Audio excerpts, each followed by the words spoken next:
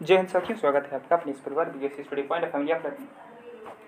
तो दोस्तों, हम सब आप सभी को पता है कि हम आज से एयरफोर्स वाई ग्रुप का प्रैक्टिस सेट करने वाले हैं, वो भी रागा सेक्शन का। जी हाँ दोस्तों, हम रागा सेक्शन का प्रैक्टिस सेट करने जा रहे हैं। रागा सेक्शन का प्रैक्टिस सेट होगा और आपको 30 प्रश्न जैसे एग्ज़ाम में मिलते हैं वही आपको एग्ज़ाम में देखने के लिए मिले हैं और वही हम आपको यहाँ पे कराने वाले हैं। दोस्तों, क्या हुआ है कि जो 13 जुलाई को एग्ज़ाम हुआ था शिफ्ट 1, वही हम आपके सामने लेकर के आए हैं, जो मेमोरी बेस्ड क्वेश्चंस रहे हैं। तो दोस्तों, मेमोरी बेस्ड क्वेश्चंस हैं तो आपके लिए बहुत ही इंपॉर्टेंट हो सकते हैं, बहुत ही महत्वपूर्ण हो सकते हैं, आने वाले एग्जाम में आपको देखने के लिए मिल भी सकते हैं। तो पहला प्रश्न आपकी स्क्रीन पर है। पहला प्रश्न देखिए और इसे बताइए। हमारे राष्ट्रीय ध्वज के झंडे की लंबाई और ऊंचाई यानी कि चौड़ाई का अनुपात कितना होता है? ऑप्शंस आपके सामने हैं। तो जी हाँ, हम ज़्यादा समय नहीं लेंगे आपका, आप जल्दी से जल्दी सेशन में जुड़ जाइए। इस प्रश्न का सही उत्तर होगा ऑप्शन नंबर 2, 3:2। चलिए दोस्तों, आगे बढ़ते हैं। देखिए, ये तो आपको बताने की ज़रूरत नहीं है जीके से, आपको मैथ बताने की ज़रूरत होगी, रीजनिंग बताने की ज़रूरत होगी। इंग्लिश का सेक्शन बाद में हम लोग कवर करेंगे, पहले हम रागा का सेक्शन कवर करते हैं। 30 क्वेश्चन हमारे आने हैं। दूसरा प्रश्न है, मलेशिया की मुद्रा क्या है? ऑप्शंस आपके सामने हैं, देखिए और जवाब दीजिए। जी हाँ, बहुत सही। दूसरा प्रश्न का सही उत्तर होगा मलेशियाई रिंगित, ऑप्शन नंबर 4। चलिए दोस्तों, आगे बढ़ते हैं। तीसरा प्रश्न आपकी स्क्रीन पर ये रहा। थॉमस कप, एक मिनट, थॉमस कप किससे जुड़ा हुआ है? थॉमस कप किससे जुड़ा हुआ है? ऑप्शन है बिलियर्ड्स से, टेबल टेनिस, लॉन टेनिस या बैडमिंटन। जी हाँ, ऑप्शन नंबर 4 बैडमिंटन। बहुत ही लाजवाब। चलिएगा, अगला प्रश्न आपकी स्क्रीन पर है। भारतीय राज्य की राज्यपाल बनने वाली पहली महिला कौन थी? एज इट इज जो मेमोरी बेस्ड क्वेश्चन हैं हम वही उठा करके लाए हैं दोस्तों, चिंता मत कीजिएगा, बहुत ही बेहतरीन तरीके से हम आपको सॉल्व करा रहे हैं। जी हाँ, सरोजिनी नायडू यूपी की थी। चलिए दोस्तों, अगला प्रश्न आपकी स्क्रीन पर। रानी रामपाल किस अंतर्राष्ट्रीय खेल आयोजन में भारत का प्रतिनिधित्व करती हैं? रानी रामपाल किस खेल का प्रतिनिधित्व करती हैं? ऑप्शन आपके सामने, 3 ही ऑप्शन देकर के आप जवाब दे सकते हैं, चौथे ऑप्शन की ज़रूरत नहीं है। जी हाँ, हॉकी। बहुत ही लाजवाब उत्तर। अगला प्रश्न आपकी स्क्रीन पर। उड़ीसा में कोणार्क मंदिर निम्नलिखित में से किस राजा द्वारा बनवाया गया था? इनमें से जो राजा हैं उनमें से कौन से राजा थे? उड़ीसा का कोणार्क मंदिर किस राजा ने बनवाया था?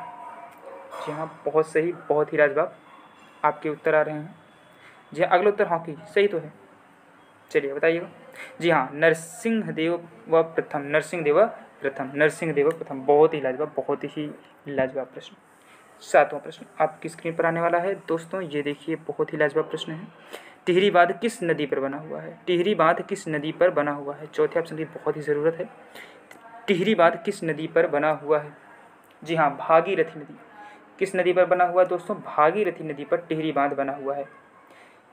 चलिए आगे देखते हैं 8वां प्रश्न, और ये प्रश्न अब आपके जीके जीएस के प्रश्न हुए समाप्त।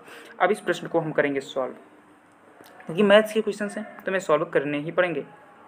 चलिए एक बार आप निहार लीजिए प्रश्न को, फिर हम आपको इसका सलूशन बताएंगे।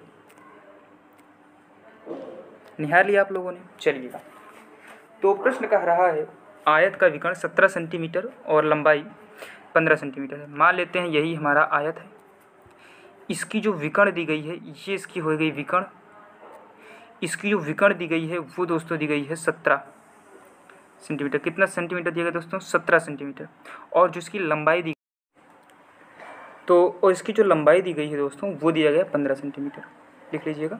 और पूछा है आयत का क्षेत्रफल कितना है। तो दोस्तों पता है आपको क्षेत्रफल निकालने का फार्मूला। तो क्षेत्रफल आयत का निकलता है हमारा, क्षेत्रफल मतलब होता है एरिया, निकलता है लेंथ मल्टीप्लाई ब्रेथ, लंबाई गुणे चौड़ाई। तो जाहिर सी बात है हमें लंबाई दी हुई है 15 सेंटीमीटर, यानी कि हमें पहले चौड़ाई पता करनी होगी। चौड़ाई हमें पता करनी होगी। चौड़ाई कैसे पता होगी दोस्तों? तो चौड़ाई पता होगी, आप इसे मान लीजिए A B C. A B C एक राइट एंगल ट्रायंगल बन गई, क्योंकि रेक्टेंगल का हर एक एंगल 90 डिग्री होता है।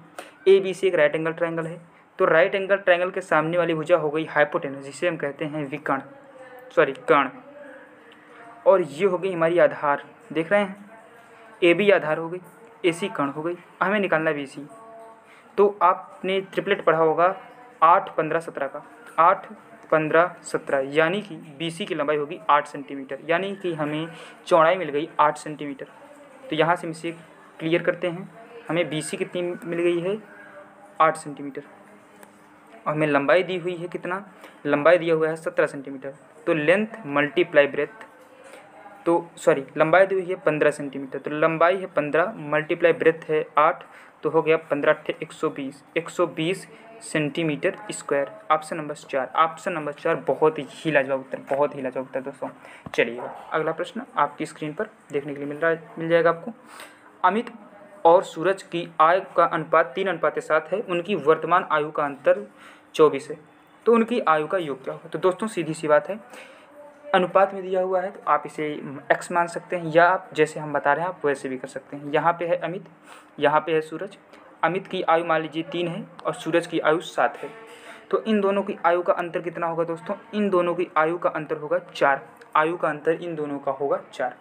अमित की आयु 3 है, सूरज की आयु 7 है, इन दोनों की आयु का अंतर होगा दोस्तों 4, और यही दिया गया है वायु का अंतर आयु का अंतर 24 वर्ष है। तो 4 अनुपात में आ रहा है 4 अंतर, और यही कह रहा है कि जो 4 है वो रियलिटी में 4 नहीं है, वो है 24, यानी कि 4 की वैल्यू दिया हुआ है हमें 24 वर्ष, 24 वर्ष, यानी 1 की वैल्यू निकल करके आएगी हमारी 6 वर्ष। कितनी आएगी दोस्तों 6 वर्ष, 1 की वैल्यू निकल करके आ गई हमारी 6 वर्ष। और उसने पूछा क्या है आयु का योग क्या होगा, तो आयु क्या है 3:7, तो इसका योग क्या होगा दोस्तों 3:7 है, तो योग क्या होगा 3 + 7, यही तो योग होगा। अगर अमित की आयु 3 है, सूरज की आयु 7 है, तो अंतर 4 हो गया, 4 बराबर है 24 के, 1 बराबर 6 के, तो आयु का योग कितना होगा, अमित की 3, सूरज की 7, तो आयु का योग 10 हो गया। 1 की वैल्यू 6 थी तो 10 की वैल्यू कितनी होगी, 10 की वैल्यू 60 होगी। 1 की वैल्यू 6 तो 10 की वैल्यू 10 में 6 से गुणा कर देंगे 60 वर्ष। ऑप्शन नंबर 3 बहुत ही लाजवाब उत्तर। अगला प्रश्न देखिए, थोड़ा जल्दी करते हैं क्योंकि हमारे पास अब समय बहुत कम है और आपको प्रैक्टिस ही नहीं करनी है, आपको आगे भी जो कुछ पढ़ने हैं, तो हम आपका ज़्यादा समय इसमें नहीं लेने वाले हैं। बहुत ही आसान क्वेश्चन है, इसको आप सॉल्व कैसे करेंगे। सबसे पहले आप प्रश्न को देखिए, निहारिए प्रश्न को और इसका जवाब दीजिए। बहुत ही लाजवाब, बहुत ही आसान क्वेश्चन मेरे दोस्तों, आप चिंता मत कीजिएगा। बहुत ही सबसे पहले आपने पढ़ा होगा बॉड मास, कुछ मत कीजिए, डिवीजन सॉल्व कीजिए, मल्टीप्लाई सॉल्व कीजिए, प्लस सॉल्व कीजिए, माइनस सॉल्व कीजिए, आपको उत्तर होगा आपके हाथों में। देखिए कैसे,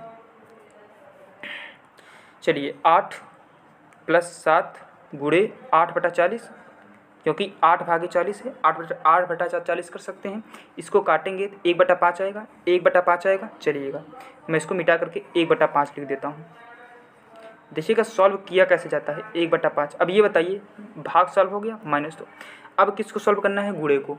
गुणा कैसे सॉल्व होगा, 7 × 1/5 अपान 1 मान सकते हैं, न्यूमरेटर यानी कि अंश का गुणा अंश में, हर का गुणा हर में।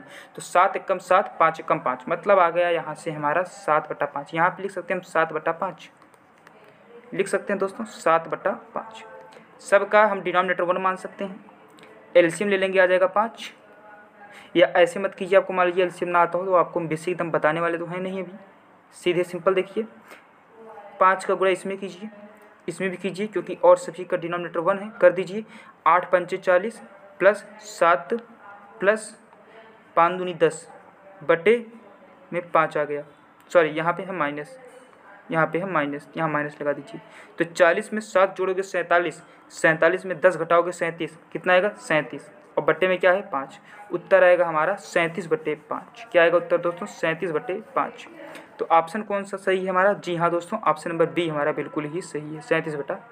अगला प्रश्न देखिएगा, चलिए इसे बताइएगा। तो आप सभी को पता है 0.4 के ऊपर बार है। आप सभी जब नंबर सिस्टम पढ़ते होंगे तो आप सभी को पता होगा जितने अंकों पे बार होता है नीचे उतना 9 लिख देते हैं। यहाँ पे ऊपर 4 है, 1 अंक पे बार है, नीचे 1 9 लिखेंगे। क्या आ गया 4/9। ये रूट में है दोस्तों, तो हमें इसे भी रूट में रखना पड़ेगा कि नहीं रखना पड़ेगा।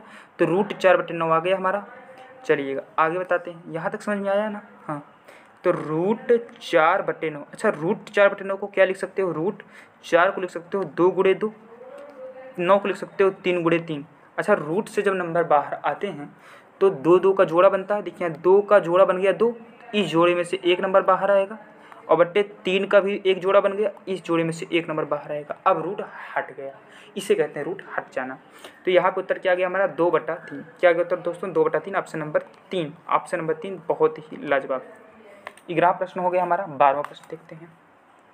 ये तो एकदम सिंपल सा क्वेश्चन है, सिंपल सा क्वेश्चन। इसे आपके लिए होमवर्क है, इसे आपके लिए होमवर्क में दे देता हूँ।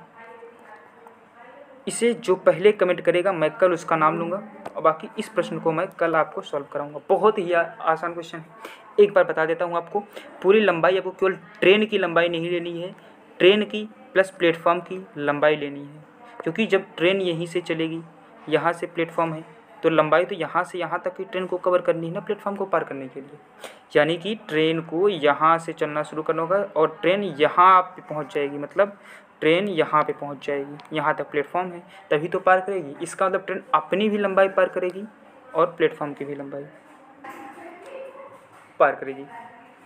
अगला प्रश्न चलिएगा। रमेश ने ज़मीन 45,000 रुपये में खरीदा और उसका 3/5 भाग 5% की हानि पर बेचा। ठीक है, अब कह रहा है शेष भाग को वो कितने % लाभ पर बेचे ताकि उसे पूरे लेन देन में 15% का लाभ हो। तो बताइएगा, 45,000 की ज़मीन ही है, उसका 3/5 भाग उसने 5% की हानि पर बेचा। इसका मतलब कितने रुपए की ज़मीन हानि पर बेच दिया? तो 45,000 का 3/5 निकाल लो, कितना आएगा दोस्तों? 27,000 आएगा। 27,000 उसने हानि पर बेच दिया। इसका मतलब उसने लाभ पर कितना बेचा? लाभ पर उसने कितना बेचा? तो आप कहेंगे 45,000 की कुल ज़मीन थी, 27,000 रुपये की उसने हानि पर बेची। इसका मतलब बचते हैं 18,000 रुपये की ज़मीन उसकी बची। यानी कि इसी को उसने किस पर बेचा है दोस्तों? लाभ पर। 18,000 को किस पे बेचा है? लाभ पर। किस पर बेचा दोस्तों? लाभ पर। अनुपात निकाल लीजिए इसका, तो 3 9 27, ठीक है, 3 6 18, 3/2 आएगा। 9 से काट दोगे 3/2 आ गया। 3 को उसने हानि पर बेचा है, 2 को उसने लाभ पर बेचा है। ठीक है, 3/2, 3/2, या चाहे आप अनुपात ना ही लीजिए।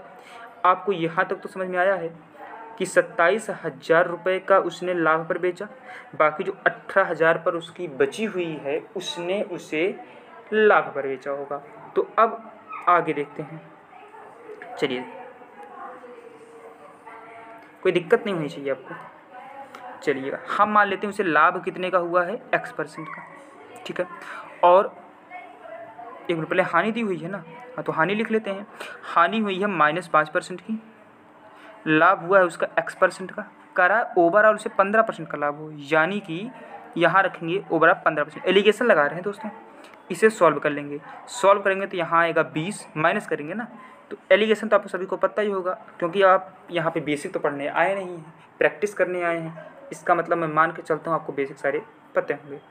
तो x - 15 ये हो गई हमारी हानि पर बेची हुई, और 20 हो गई हमारी लाभ पर बेची हुई। यानी हानि और लाभ का अनुपात यहाँ पे कितना आ रहा है?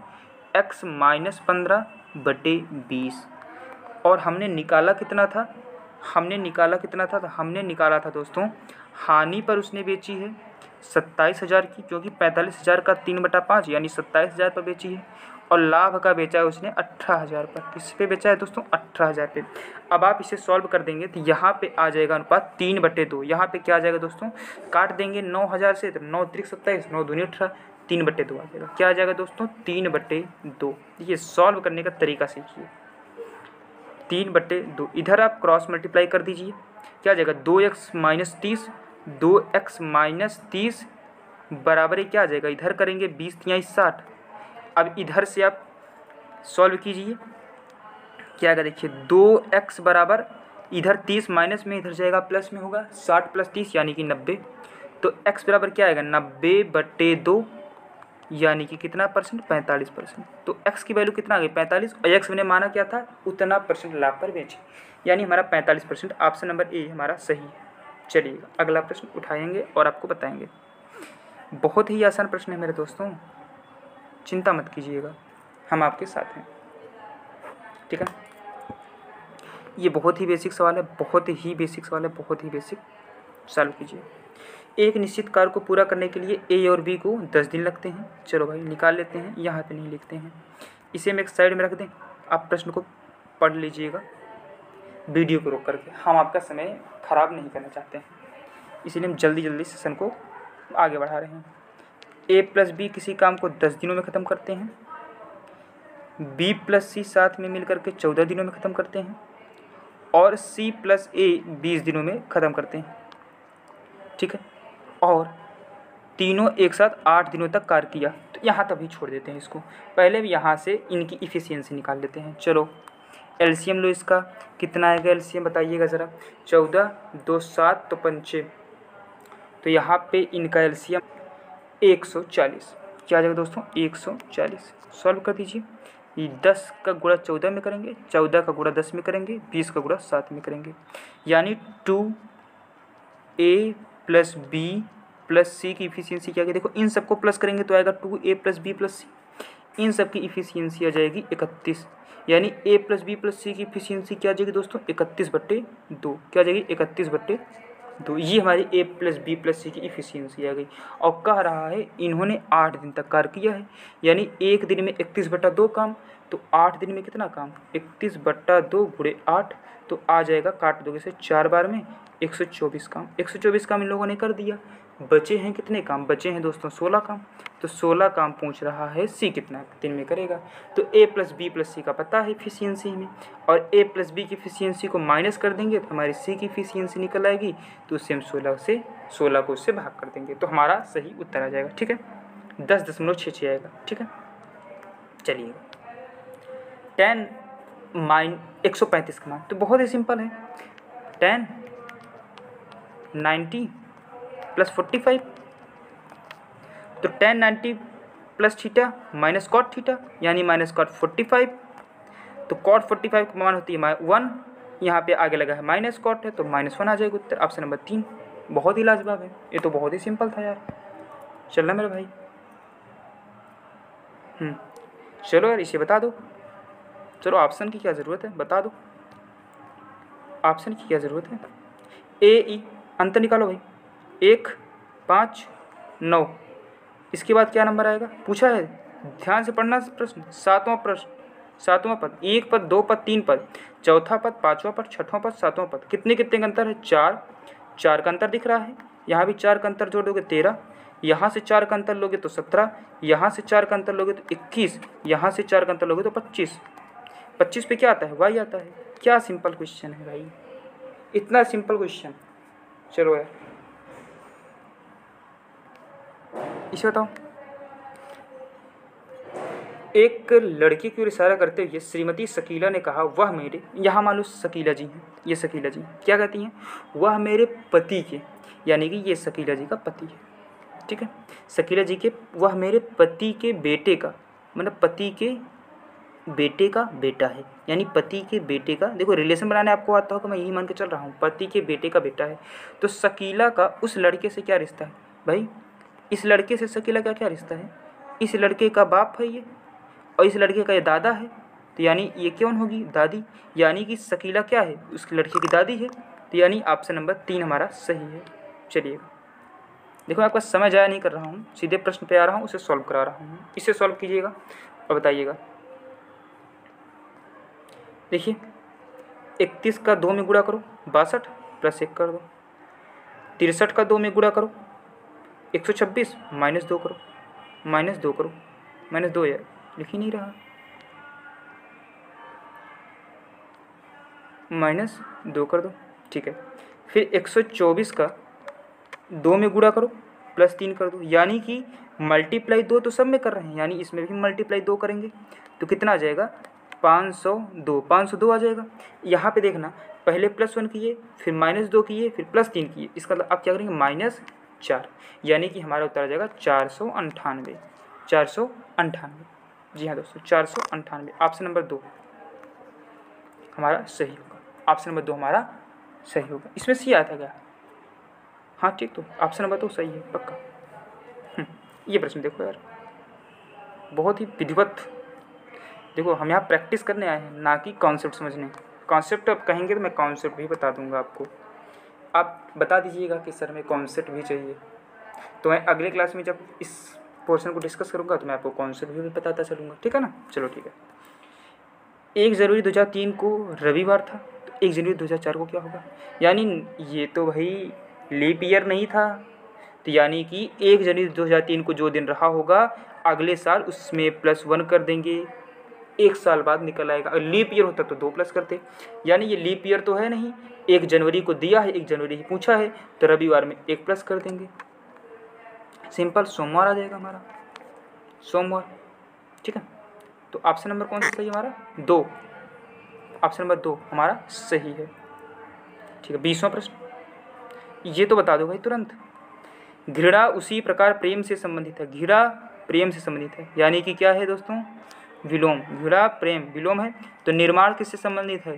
तो निर्माण का विलोम नष्ट, ऑप्शन नंबर 3।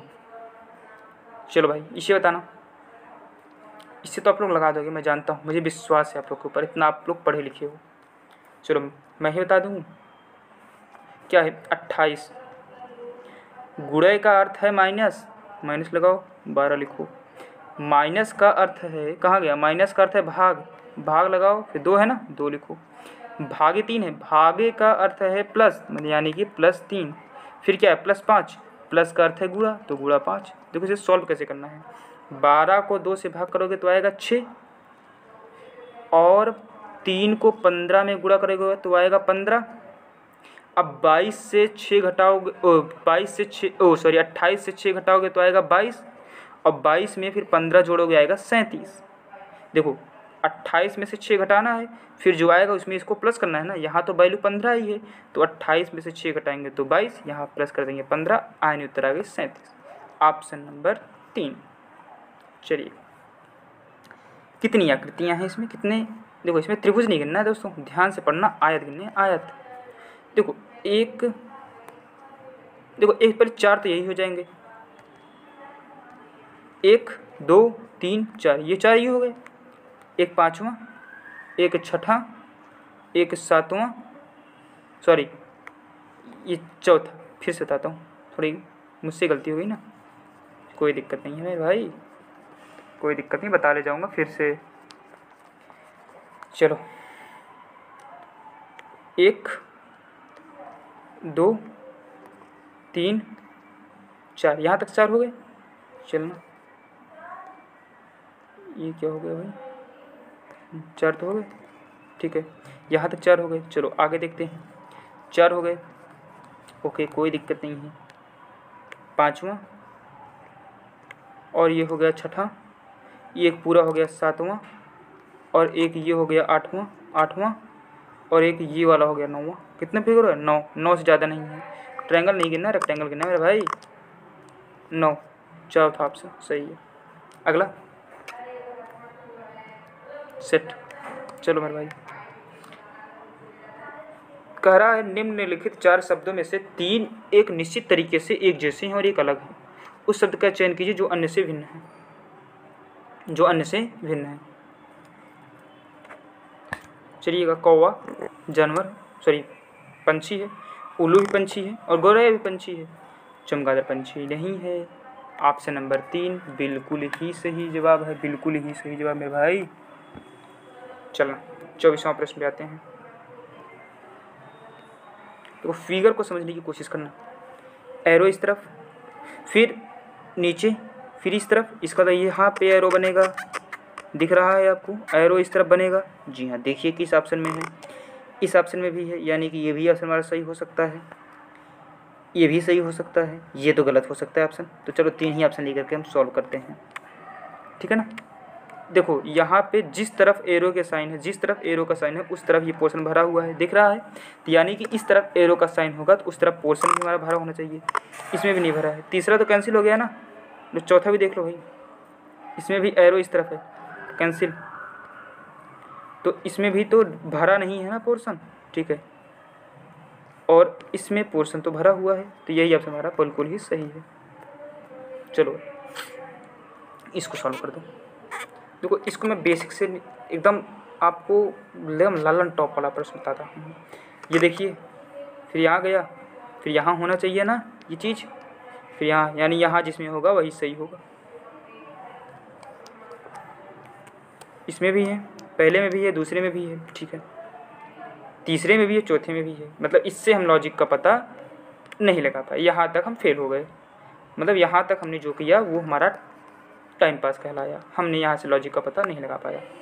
देखो पहले बाहर की तरफ है पॉइंट, डॉट अंदर की तरफ है, यहाँ पे कहाँ होना चाहिए, बाहर की तरफ डॉट ना, अंदर की तरफ डॉट है, कैंसिल करो इसे, अंदर की तरफ डॉट है, कैंसिल करो इसे, बाहर की तरफ डॉट है, बाहर की तरफ डॉट है, ठीक है। यहाँ तक तुम्हारी लॉजिक दो तो हमें हटा सके ऑप्शन ना, ठीक है। अब हमें और भी ऑप्शन हटाने हैं, कैसे हटाएंगे, देखिए इस तरफ है ना, इस तरफ है, यानी कि इसी तरफ होगा ज़्यादा डॉट, डॉट इसी तरफ होगा ना, हाँ इसमें तो इस तरफ हो गया डॉट, बाहर हो गया, इसमें इस तरफ डॉट है, हाँ यही सही हो गया हमारा।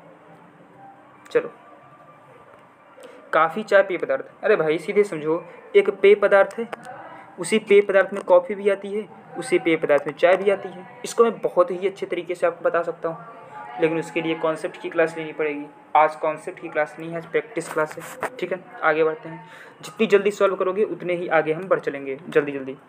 मतलब 4 प्रश्न हैं, जल्दी से सॉल्व कर दो मेरे भाई। चलो हाँ,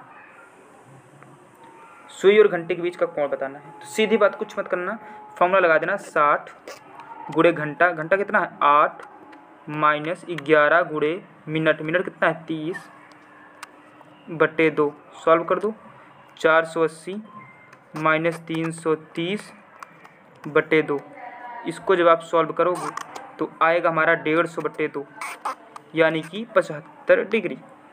चलो देखो वीडियो का रोक रोक के देखोगे तो बहुत अच्छे से समझ में आएगा, ठीक है ना। मैं इसलिए चाह रहा हूँ जो केवल प्रैक्टिस करने आए हैं, कॉन्सेप्ट उनकी एकदम बढ़िया है, लाजवाब है, उनको तो खटाखट केवल देखना है, उत्तर मारना है, इसलिए मैं जल्दी जल्दी आगे बढ़ रहा हूँ। आप लोग कहेंगे कि मैं बिल्कुल बेसिक से भी बता दूंगा अगली क्लास में, बस आप लोग एक बार कमेंट करके बता दीजिएगा, मैं ऑफलाइन कमेंट करके बता दीजिएगा। रोहित और अक्षर की आयु का अंतर 12 वर्ष है, उनकी आयु का अनुपात इतना है। देखो सीधी सिंपल पिछली क्वेश्चन आ गया, 3:5 वायु है, रोहित की आयु 3 है, अक्षर की आयु 5 है, इनका अंतर दिया है 12, लेकिन यहाँ पे अनुपात में अंतर आ रहा है 2, 2 की वैल्यू है 12, यानी 1 की वैल्यू फिर क्या आ गई हमारी 6। और पूछा क्या है अक्षर का अनुपात, अक्षर की आयु क्या माने थे 5, 1 की वैल्यू 6 तो 5 की वैल्यू 30, उत्तर जिसमें भी 30 होगा मार देना। अगला देखो कितना सिंपल क्वेश्चन, इतना सिंपल अगर आ जाए तो आप लोग तो एकदम टॉप कर जाएंगे, इतनी तेज़ी से आपके कमेंट्स चलते हैं। देखो 1 का स्क्वायर, 3 का स्क्वायर, 5 का स्क्वायर, 7 का स्क्वायर, अब कितने का स्क्वायर आएगा, ये मत कहना, मैंने बहुत लोगों को देखा है कहेंगे कि ये सारे के सारे प्राइम हैं, आप भी प्राइम रख दीजिए तो 11 रख दीजिए, नहीं 1 तो ना प्राइम है ना ही कंपोजिट है, तो ये कॉन्सेप्ट मत लगाने लगना है भाई। चलो 1 में 2 जोड़े 3, 3 में 2 जोड़े 5, 5 में 2 जोड़े 7, 7 में 2 जोड़ेंगे 9, 9 का स्क्वायर यानी कि 81, ऑप्शन नंबर 2, ऑप्शन नंबर 2, बहुत सही। चलो ये प्रश्न शायद आप आखिरी प्रश्न हो सकता है, तो इसमें क्या किया गया एक बार ध्यान से समझना, ध्यान से समझने से मैं इसे बहुत ही आराम से बताने वाला हूँ। वल्गर VULGAR, फिर FGPUAJ, जो कुछ मत करो, अपोजिट करके +1 कर दो, V का अपोजिट F +1, U का अपोजिट सॉरी V का अपोजिट E होता है ना, E में +1 कर दो F, U का अपोजिट F में +1 कर दो G, L का अपोजिट O में +1 कर दो V, देखो सब में अपोजिट किया है, A का अपोजिट Z में +1 कर दो, R का अपोजिट बताओ भाई, नहीं पता, I इंडियन रेलवे याद कर लो, I में +1 कर दो, अपोजिट में करना है हमें +1, अपोजिट में करना है हमें दोस्तों +1, अपोजिट में करना है हमें दोस्तों +1, इसमें भी कर दो। F का अपोजिट बताओ भाई, U +1 कर दो, V आ जाएगा, देखो किसमें है V ऑप्शन पहले में, यानी कि पहला गलत, दूसरा सही, तीसरा गलत। अब देखो हमारा पास पहले में भी दूसरे में भी पहला ऑप्शन V है और चौथे में भी V है, तो हमें ये देखना है जो इन दोनों में मैच न कर रहे हों ताकि हम उसे हटा सकें। तो क्या क्या है देखो, VMJO मतलब आखिरी के 2 चेंज हैं, आखिरी के 2 मतलब आखिरी में से हम कोई भी एक निकाल दें हमें मिल जाएगा। देखो टी का निकाल दें तो टी का उल्टा होता है जी, जी में +1 कर दो एच, मतलब आखिरी में क्या आना चाहिए एच, किस में है, किसमें आखिरी में प्लस एच, सॉरी ये तो सारे उत्तर सेम, ओ सॉरी आखिरी के 2 सेम हैं, पहले के 2 सेम हैं ना, बीच के 2 डिस्टर्ब हैं, तो बीच के हम एक चाहे जो निकाल दें। तुम चलो बीच आर का निकाल देते हैं, मतलब तीसरा आर का उल्टा आई, आई में +1 करेंगे तो क्या आएगा जे, यानी कि तीसरा अक्षर जे होना चाहिए। यहाँ तो तीसरा अक्षर ओ है, कैंसिल, तीसरा अक्षर इसमें देखो जे है मेरे दोस्तों, इसमें तीसरा अक्षर क्या है जे, तीसरा अक्षर क्या है जे, ऑप्शन नंबर 4 क्या है, बिल्कुल ही सही है। तो ऑप्शन को आप हटाना चाहें, इलिमिनेट करें, तभी आपके प्रश्न जल्दी जल्दी सॉल्व होंगे। तो दोस्तों आज का सेशन कैसा लगा आप हमें कमेंट करके बताइएगा। हम रोज़ मिलेंगे आपको 9 बजे ऐसे ही बेहतरीन सेशन के साथ। तब तक के लिए मिलते हैं आपसे, तब तक के लिए लेते हैं आपसे विदा, सॉरी फॉर डैट, और कल मिलेंगे। Bye bye, take care.